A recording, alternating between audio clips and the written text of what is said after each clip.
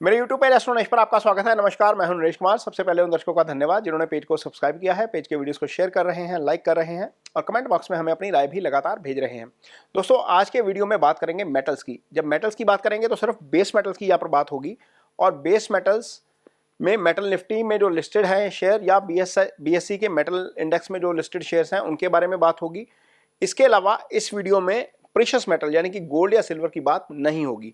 ये वीडियो खास इसलिए भी है क्योंकि ये वीडियो 10 साल की जो मेटल निफ्टी की मूव है और 10 साल का जो सैटर्न का मूव है उसको स्टडी करके बनाया गया है। आप जब ये वीडियो देखेंगे तो आपको थोड़ा सा आइडिया हो जाएगा कि आने वाले समय में मेटल के शेयरों के लिए साइकिल कब आने वाला है। एक्चुअल ये हर साल मेटल का एक साइकिल आता है और उस साइकिल के दौरान ही मेटल के शेयर मूव करते हैं। कुछ शेयर तो 140 दिन के इस साइकिल में दोगुना हो जाते हैं, कुछ में 50% का उछाल आता है, कुछ में 25% का उछाल आता है। हालांकि मैंने टोटल मेटल निफ्टी का जो है वो मूवमेंट स्टडी किया है और 10 साल के इस मेटल निफ्टी के मूवमेंट में और सैटर्न के मूवमेंट में 7 साल ऐसे रहे जिसमें मेटल निफ्टी ने जबरदस्त जो है वो रिटर्न दिया। 3 साल ऐसे रहे जिसमें मेटल निफ्टी नेगेटिव था, उसमें से अभी 1 साल ऐसा था जिसमें नेगेटिविटी सिर्फ 0.3% की थी। लगभग 2.7%, 2.8% मेटल निफ्टी नेगेटिव था। बाकी के वर्षों में मेटल निफ्टी ने सैटर्न के इस मूवमेंट के दौरान बहुत अच्छे रिटर्न दिए। तो उसी आधार के ऊपर मैं वीडियो लेकर आया हूं और वीडियो देखने के बाद आप खुद डिसाइड करिएगा कि इसमें आपको कहां पोजीशन लेनी चाहिए। लेकिन ये वीडियो आपकी आंखें खोलने वाला है।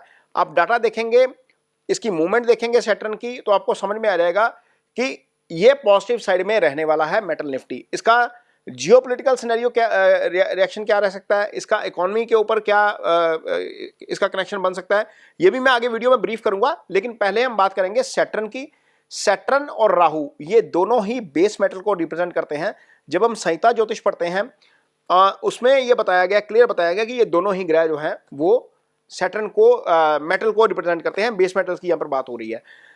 जब जब सैटर्न वक्री होते हैं, सैटर्न चूंकि आउटर सर्कल के प्लैनेट हैं, सैटर्न, मंगल और गुरु आउटर सर्कल के प्लैनेट हैं। सूर्य से 120 डिग्री जाने पर ये प्लैनेट वक्री हो जाते हैं और जब जब प्लैनेट वक्री होते हैं, ये ग्रह जब जब वक्री होते हैं, इनका चेष्टा बल बढ़ जाता है। तो चेष्टा बल जब बढ़ता है तो ये उन चीजों से संबंधित चीज जो वस्तुओं में तेजी आती है जिनके ये कारक होते हैं। जैसे सैटर्न बेस मेटल्स के ही कारक हैं, तो सैटर्न का इंडिविजुअल इंपैक्ट जो आपकी राशि के ऊपर पड़ता है वो एक डिफरेंट बात है। लेकिन सैटर्न का मेटल्स के ऊपर, जब वक्री पोजीशन में मेटल सैटर्न होते हैं, उसका बहुत जबरदस्त इंपैक्ट आपके ऊपर पड़ता है। तो शुरू करेंगे साल 2014 की मूवमेंट से। 14 में क्या हुआ? 14 में सैटर्न की पोजीशन थी लिब्रा में। लिब्रा में सैटर्न मूव कर रहे थे, यानी कि तुला में। तुला उनकी अपनी राशि है। गुरु के विशाखा नक्षत्र में जो है वो उनका मूवमेंट था सैटर्न का, और सैटर्न के ऊपर गुरु की दृष्टि भी आ रही थी। तो हुआ क्या कि मेटल निफ्टी उस समय बहुत उछल गया। अब देखिए, ये चार्ट आपके सामने है। 2 मार्च 2014 को सैटर्न वक्री हुए। उस समय मेटल निफ्टी का इंडेक्स था 2160 के ऊपर। 21 जुलाई 2014 तक सैटर्न वक्री रहे और जिस दिन ये लास्ट डे था वक्री होने का, उस दिन मेटल इंडेक्स का वैल्यू था 3341, यानी कि 3341। और अब इसका ग्रोथ देखिए, लगभग 54.43% का ग्रोथ। ये एक साल का इत्तेफाक हो सकता है कि एक साल ऐसा हो, लेकिन यदि 10 में से 7 साल ऐसा हो रहा है कि मेटल निफ्टी आपका जंप कर रहा है, तो फिर यहां पर हमें सोचने की जरूरत जरूर पड़ेगी। 2015 की अब बात करेंगे। सैटर्न थे स्कॉर्पियो राशि में। स्कॉर्पियो मंगल की राशि है, उसके मित्र की राशि नहीं है। अनुराधा नक्षत्र में थे, अपने ही नक्षत्र में थे। ये 14 मार्च 2015 को वक्री हुए थे। उस समय मेटल निफ्टी का वैल्यू था 2353। 2 अगस्त तक ये वक्री रहे और 2 अगस्त को जब वक्री अवस्था खत्म हुई तो मेटल निफ्टी था 2128 पर। अब 2128 का मेटल निफ्टी, 2353 का मेटल निफ्टी, यानी कि 11% की गिरावट आ गई इसमें। 2015 में सैटर्न की पोजीशन अच्छी नहीं थी, हालांकि अपने नक्षत्र में थे, लेकिन चूंकि मंगल की राशि में थे तो यहां पर हमें माइनस ग्रोथ देखने को मिली। ये 11% की गिरावट थी। अब बात करते हैं 2016 की। 2016 में क्या हुआ? सैटर्न ज्येष्ठा नक्षत्र में थे, स्कॉर्पियो राशि में थे। सैटर्न चूंकि बुध के नक्षत्र में थे, बुध ट्रेड के कारक होते हैं। उस साल क्या हुआ? 25 मार्च को निफ्टी का जो वैल्यू था जिस दिन वक्री हुए 1853 था। मेटल निफ्टी की मैं बात कर रहा हूं। 13 अगस्त को जब ये मार्गी हुए तो इसका वैल्यू था 2510, यानी कि सैटर्न जब बुध की राशि में थे, यानी कि ट्रेड का जो कारक होता है, बुध के नक्षत्र में थे, जो ट्रेड का कारक होता है उसके नक्षत्र में जब आए तो सैटर्न से संबंधित मेटल्स में तेजी देखने को मिली और मेटल इंडेक्स इस साल में करीब 29% उछल गया। 28.82 या टोटल इसका एग्जैक्ट वैल्यू, करीब 29% उछल गया। अब आते हैं 2017 में। 2017 में सैटर्न जो थे वो सैजिटेरियस में थे, यानी कि धनु राशि में थे, मूला नक्षत्र में थे। 6 अप्रैल को वक्री हुए, 25 अगस्त को मार्गी हुए। जिस दिन वक्री हुए उस दिन निफ्टी मेटल का वैल्यू था 3146। 25 अगस्त को जब निफ्टी ये जो इसके सैटर्न का आखिरी दिन था वक्री होने का, उस दिन निफ्टी मेटल का वैल्यू था 3414, यानी कि कुल 8.82 यानी कि लगभग 9% के आसपास की ग्रोथ हमें उस दिन उस साल भी देखने को मिली। 2018 में आ जाते हैं। सैटर्न उस साल भी जो है वो सैजिटेरियस में ही थे, यानी कि धनु राशि में थे, फायरी साइन है, पूर्वाषाढ़ा नक्षत्र में थे। पूर्वाषाढ़ा नक्षत्र शुक्र का नक्षत्र है। मेटल निफ्टी जो है उस समय 18 अप्रैल को जिस दिन ये वक्री हुए थे 3750 के स्तर पर था। 6 सितंबर तक शनि वक्री रहे और मेटल निफ्टी का लास्ट वैल्यू था 3632, यानी कि लगभग 0.3% की गिरावट उस समय देखने को मिली।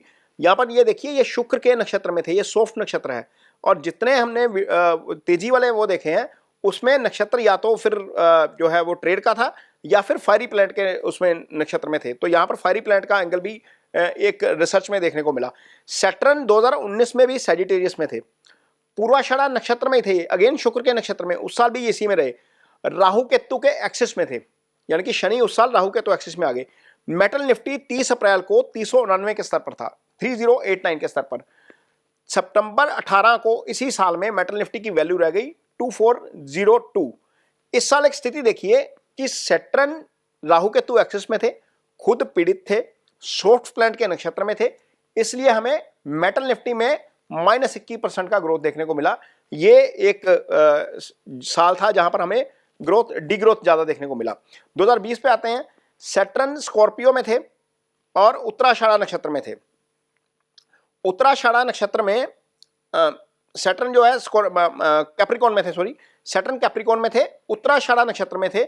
मेटल निफ्टी 11 मई को 2020 की मैं बात बता रहा हूं 1697 के लेवल पे था। 29 सितंबर को जिस दिन लास्ट डे था वक्री होने का, उस दिन मेटल निफ्टी था 2280, यानी कि जो ग्रोथ देखने को मिली इसमें 36.05% की ग्रोथ देखने को मिली। 1697 से लेकर 2280, 1697 11 मई को, 29 मई को 2280, ये ग्रोथ थी 36%। 2020 की ग्रोथ मेटल की सबको याद है, उस समय सेल और कॉपर, ये सरकारी पीएसयू जितने भी शेयर थे वो इन्हीं 4 महीनों में डबल हो गए थे। तो कुछ शेयर तो डबल हो जाएंगे, कुछ शेयर हो सकता है नीचे भी गिरे, लेकिन इंडेक्स मोटे तौर के ऊपर ज्यादा चलता हुआ नजर आता है। अब 2021 की बात करते हैं। 2021 में भी सैटर्न कैप्रिकॉन में थे, श्रवणा नक्षत्र में थे। अगेन ये थोड़ा सा सॉफ्ट नक्षत्र है क्योंकि चंद्रमा का नक्षत्र है। यहां पर 23 मई को वक्री हुए, 11 अक्टूबर को वो मार्गी हुए। जिस दिन वक्री हुए उस दिन इंडेक्स की वैल्यू थी, मेटल इंडेक्स की 5068।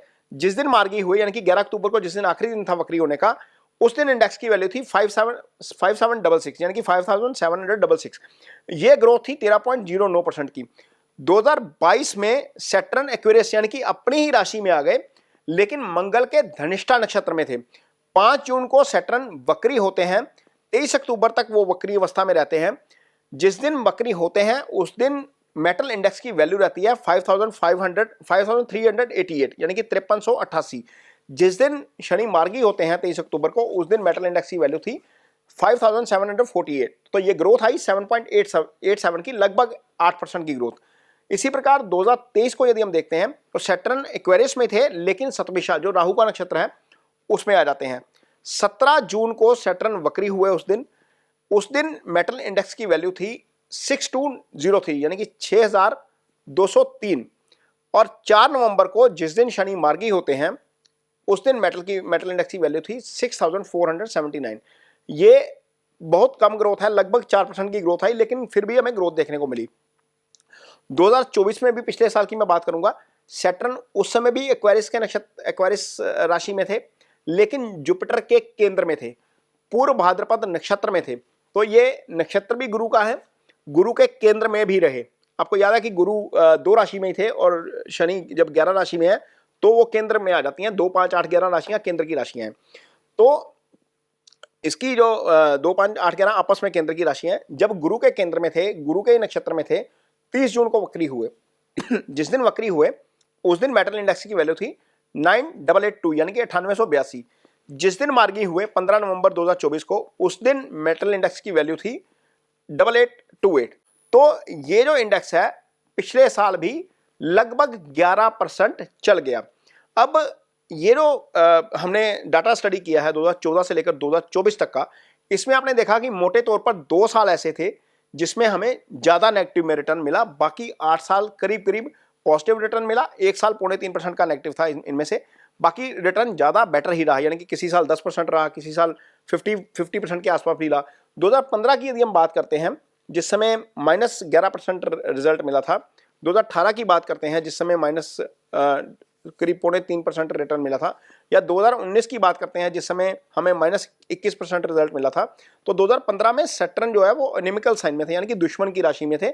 उनके ऊपर केतु का प्रभाव था और ट्रायंगल में अच्छे ग्रह नहीं थे। किसी भी घर से या किसी भी ग्रह से ट्रायंगल में पाप ग्रह आ जाते हैं तो उसकी स्थिति वीक हो जाती है। 2019 में सैटर्न जो है वो राहु केतु के केंद्र में आ गए थे। पहले भी एक्सिस जो एक्सिस ये बताया ना, ये राहु केतु का केंद्र भी था और एक्सिस भी था। जब प्लेनेट ही राहु केतु एक्सिस में आ गया और उसके केंद्र में कोई बेनिफिक प्लेनेट नहीं था, ना ही उसके ऊपर सैटर्न के ऊपर किसी बेनिफिक प्लेनेट की दृष्टि थी। मार्स जो है वो उस साल भी 6/8 एक्सिस में था। हालांकि इस साल भी मार्स एंड सैटर्न 6/8 एक्सिस में आएंगे शनि के साथ, जब शनि वक्री अवस्था में जाएंगे।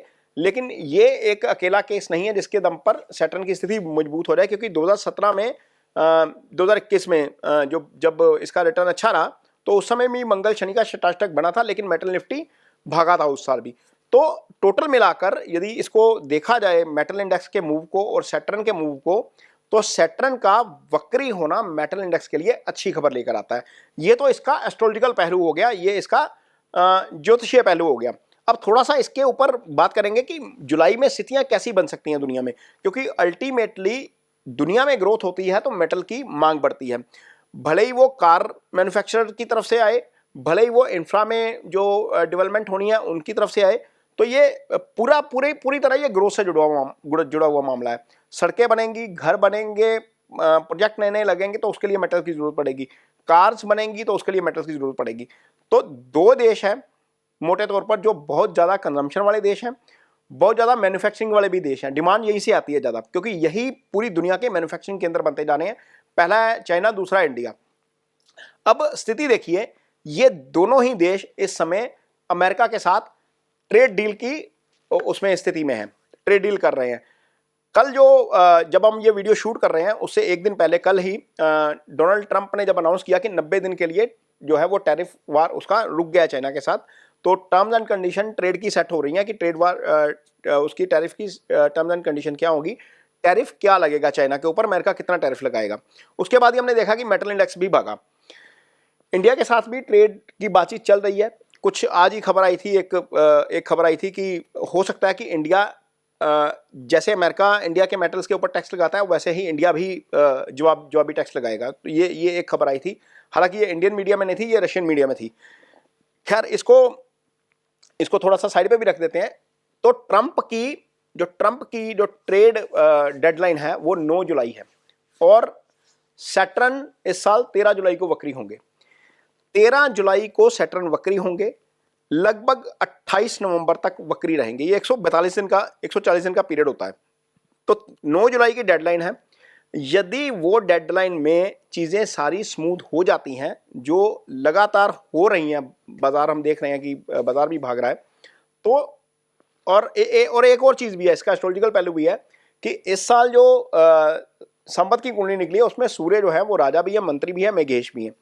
लेकिन सूर्य की स्थिति कमजोर है। जब सूर्य की स्थिति कमजोर होती है तो बहुत सारी चीज़ों से यू टर्न लेना पड़ता है। इसने डोनाल्ड ट्रंप ने बहुत सारे यू टर्न लिए हैं पिछले 1 महीने में। आप देखिए 29 मार्च को संवाद शुरू हुआ था, 29 मार्च के बाद के डिसीजन और उसके बाद के यू टर्न देखिए। भले वो ट्रंप हो, भले वो पुतिन हो, भले शी जिनपिंग हो, भले अपने प्रधानमंत्री मोदी हो, यू टर्न लेने ही पड़ेंगे। सत्ता जो है वो पूरी ताकत में नहीं है, सन वीक है नमाज कुंडली में, तो यू टर्न होंगे। ट्रेड डील फिट होने जा रही है, जो लग रहा है कि इंडिया के साथ भी हो जाएगी, चाइना के साथ भी हो जाएगी। जब ये ट्रेड डील फिट हो जाएगी, रशिया यूक्रेन का क्राइसिस खत्म होता हुआ नजर आ रहा है। वहां पर भी बातचीत चल रही है कि बातचीत से समझौता हो जाए। इंडिया पाकिस्तान का जो क्राइसिस बना हुआ था वो थोड़ा सा ईज आउट हो गया है, तो दुनिया ग्रोथ की तरफ जाएगी। दुनिया ग्रोथ की तरफ जाती है तो सबसे पहले मेटल्स की डिमांड बढ़ती है। तो इसको यदि इकोनॉमिक एंगल से या जियोपॉलिटिकल एंगल से देखें तो तब भी मुझे लग रहा है कि ये वाला साइकिल जो है वो मेटल के लिए बेनिफिशियरी हो सकता है। एक दूसरा, शनि चूंकि गुरु के केंद्र में रहेंगे इसलिए भी अच्छा है। शनि अपने ही नक्षत्र में रहेंगे, अनुराधा नक्षत्र में शनि इस समय गोचर कर रहे हैं, तो शनि अपने ही नक्षत्र में रहेंगे। शनि जो है गुरु के केंद्र में रहेंगे और शनि का अपने नक्षत्र में गोचर करना, गुरु के केंद्र में रहना, और शनि के ऊपर कोई पाप प्रभाव ज्यादा नहीं आएगा। एक ग्रह शनि को किसी भी समय देख लेगा, किसी भी स्थिति से देख सकता है। इसके अलावा ज्यादा पाप प्रभाव नहीं आएगा। इसलिए एस्ट्रोलॉजिकली भी लग रहा है कि मेटल निफ्टी पर दाव लगाना चाहिए। हालांकि कोई भी दाव लगाने से पहले मेरा ये डिस्क्लेमर ये है कि आप अपने अच्छे निवेशक की मदद जरूर लें। एक बार अपने पोर्टफोलियो को बैलेंस जरूर करें। किसी भी शेयर में आप निवेश कर रहे हैं उसके फंडामेंटल, उसके टेक्निकल जरूर देखें, स्क्रीनर जरूर लगा लें, एक बार चार्ट थोड़ा सा जरूर चेक कर लें। लेकिन ये एक पीरियड है जब मेटल के ऊपर नजर रखनी चाहिए। यदि आप मेटल्स के ऊपर नजर रखते हैं उस पीरियड के दौरान, या थोड़ा सा पैसा अक्यूमुलेट करके रखते हैं उस दौरान मेटल में खरीद के लिए, या थोड़ा सा मेटल अक्यूमुलेट कर भी लेते हैं, तो मुझे लगता है कि जो स्थितियां बन रही हैं एस्ट्रोलॉजिकली भी, जियोपॉलिटिक्स के लिहाज से भी, ग्रोथ के लिहाज से भी, उसमें ये वाला पीरियड 140 दिन का मेटल आपको निराश नहीं करेंगे। ये वीडियो आपको कैसा लगा इस पर कमेंट बॉक्स में अपनी राय जरूर दीजिए। यदि ये वीडियो अच्छा लगे तो इसे शेयर जरूर करिए, पेज को सब्सक्राइब जरूर करिए। इसके साथ ही मुझे दीजिए इजाजत। नमस्कार।